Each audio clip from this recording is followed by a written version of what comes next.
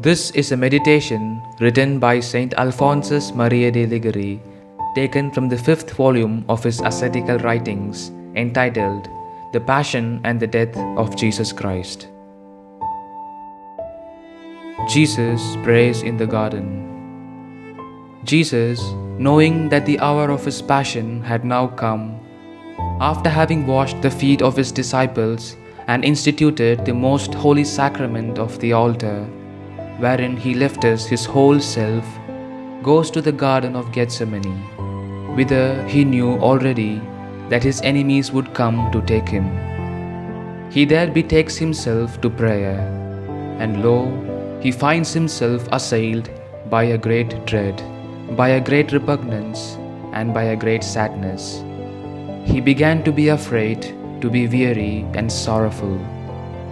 There came upon him first a great dread of the bitter death which he would have to suffer on Calvary, and of all the anguish and desolations by which it would be accompanied. During the actual course of his passion, the scourges, the crowns, the nails, and the rest of his tortures came upon him but one at a time, whereas in the garden they all came upon him together at once, crowding into his memory in order to torment him. For his love of us, he embraced them all, but in embracing them, he trembles and is in agony. Being in an agony, he prayed the longer. There comes upon him, moreover, a great repugnance to that which he was to suffer, so that he prays his Father to deliver him from it. My Father, if it be possible, let this chalice pass away from me. He prayed thus to teach us that in our tribulations we may indeed beg of God to deliver us from them, but we ought at the same time to refer ourselves to His will, and to say, as Jesus then said, "Not however as I will, but as Thou wilt." Yes, my Jesus, Thy will, not mine, be done. I embrace all the crosses that Thou wilt send me. Thou, innocent as Thou art, hast suffered so much for love of me.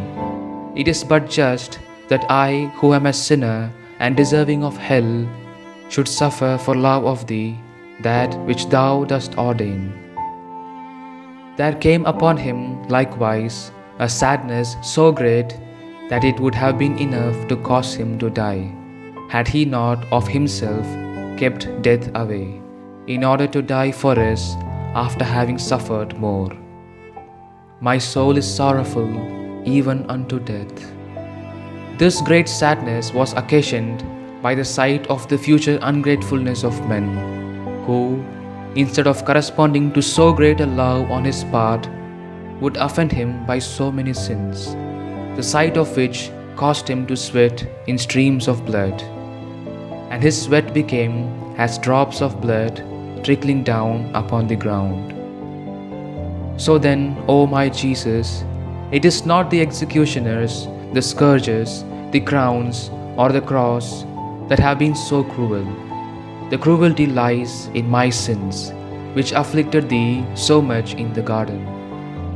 Do Thou give me then a share of that sorrow and abhorrence which Thou didst experience in the garden, that so, even to my death, I may bitterly weep for the offenses that I have given Thee. I love Thee, O my Jesus. Do Thou receive with kindness a sinner who wishes to love Thee.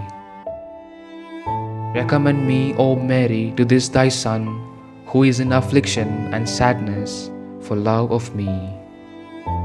Amen.